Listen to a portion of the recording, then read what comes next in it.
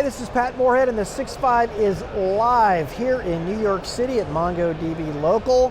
As you can hear from all the great sound around us, we're in the show floor. There's a lot of stuff going on, big product announcements. We're talking to MongoDB executives, we're talking to customers, we're talking to partners, and it has been great so far, Daniel.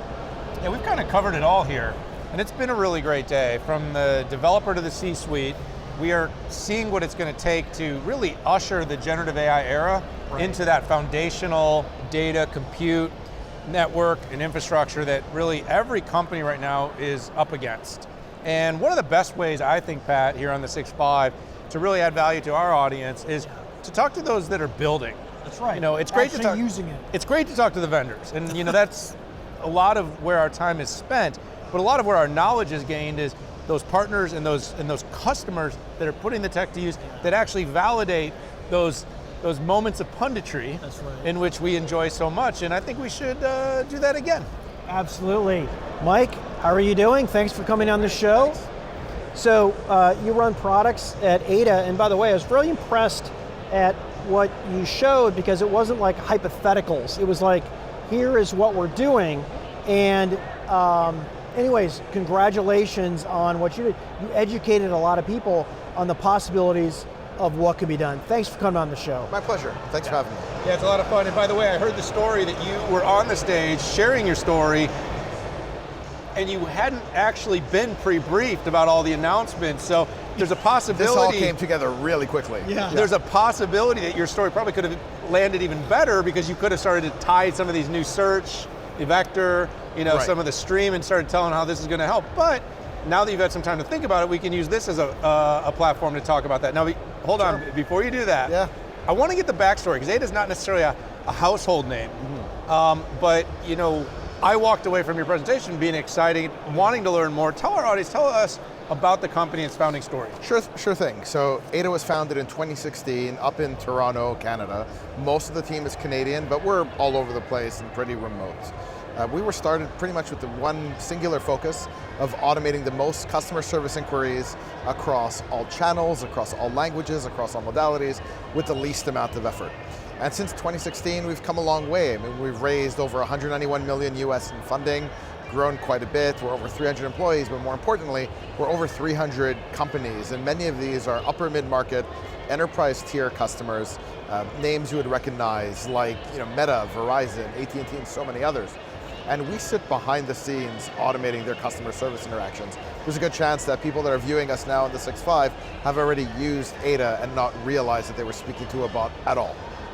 It is amazing how much time as industry analysts we've been spending on generative AI, and typically we're at the front of these things because people they need to be educated, and there's value in enterprises asking, hey, what type of approach should we spend on this? It struck me in your presentation and just the space you're in, I just know that generative AI can absolutely improve the customer experiences that you're providing them. So my question is, what has changed over the past few months for you? I mean, deluged with requests. I mean, the excitement must be pretty high. It's been validation. I think as an industry, we definitely have gone through different hype cycles. 2016, when the company was founded, was the height of one bot cycle. Yes. We all knew it, we felt it, but it was underwhelming. You might remember Mark Zuckerberg going on stage and announcing a weather bot, raised millions in funding, and then kind of fizzled. And there was a bot backlash that was real, and that actually happened.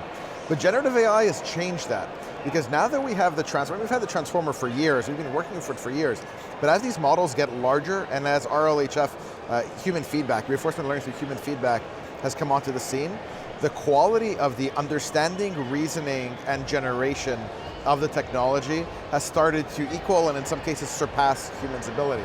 And that's the real unlock, right? Like right now, the question is not, can we automate so many customer service requests that we completely change the dynamics of a contact center?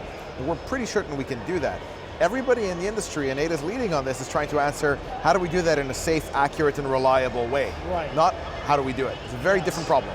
Yeah, I mean, I think every boardroom right now is kind of sprinkling down on people in your role, like, get it out, you know? I mean, I've heard about CEO departures and just having, conflicts because of the pace, meaning there's those of, in your case, that you're kind of saying, yes, but we have to do it with these constraints. And then there's others saying, get it out, get it out, get it out. And I think we're going to find, this is where we hear about companies having to stop their employees from taking sensitive data and dumping it into these platforms because people don't fully understand what's at stake. And it's not just even their mistake, it's the PII data, it's what went into these things that people didn't think about. There's a massive opportunity for growth, but there's also a massive opportunity for people to get this wrong. Put it this way, if I was a traditional agent desktop vendor and I was just taken private or acquired by some other company, I would be looking at my investment committee and my partners around the table if I was a P firm and asking, holy hell, did we overpay for this in a world where now generative AI has demonstrated its promise? And I think that disruption is hitting customer service in a big way because the application is natural, but is really going to hit so many other processes because in this wave of technology, the true power of generative AI is not in automating digital processes, which is what software's done for the last 4 decades. The true power of it is in automating human processes. And this is new for all of us in the industry. Like, we don't know how enterprise SaaS, if there even will be a thing called enterprise SaaS in the future, will change with this technology yet. I actually think it'll be different. I've got my prediction of that, but we'll hold that for later. That's when me and I get to do our pundit thing. Mike, talk a little bit about how the relationship, you're a fast growing startup, you said 190 million funding raised, hundreds of customers, everybody's used your stuff. The decision to partner, build, depend on MongoDB, what drove that? I mean, really, in the earliest days of the company, we were thinking about velocity first. And the key reason why we went with MongoDB at all was because it was a NoSQL database. And the stack was extremely clean for us to use. We knew that the company was going to change over time. We started in customer service, we stayed in customer service, but we could have gone so many different ways. And having the flexibility and the ability to just pivot on a dime was really important. And we saw that as we advanced the company, brought in new channels, new modalities, one data store that could be easily extended without crazy migrations, that we would really support our needs, was absolutely clear for Mongo. And look, there's been challengers along the route. We've had people build even API compatible versions of Mongos from some cloud vendors, but we've always stayed the path with Atlas and Mongo because the performance is there, the support from the team is great, and we believe in having less dependency on one central cloud vendor that MongoDB allows us to have. So both MongoDB and Ada can deliver horizontal value, but if I look at kind of history of IT, the biggest value is when you can go vertical and in a more customized way serve the needs of your customers. And they love it and they're willing to pay more, and that's goodness for everybody. One vertical area that MongoDB announced today was the financial services vertical, right? And I also noticed from your website, that seems to be a high value vertical for you. And I'm curious, what incremental value are the two of you bringing together to the market? How are you using MongoDB in this space? One of the most interesting things that we've been involved with the MongoDB side has been a concept called queryable encryption. And that allows us to have an end-to-end representation of the conversation that's encrypted. Why it matters is that, contrary to popular belief, the way you work with a generative AI system is, yes, you could throw massive amounts of data at it and train it, but it's actually more interesting to distill the actual message and guidance you want to give the system, particularly when you're working with large-scale commercial models like GPT-4. So in these modes, Ada doesn't need to actually read the customer's conversation.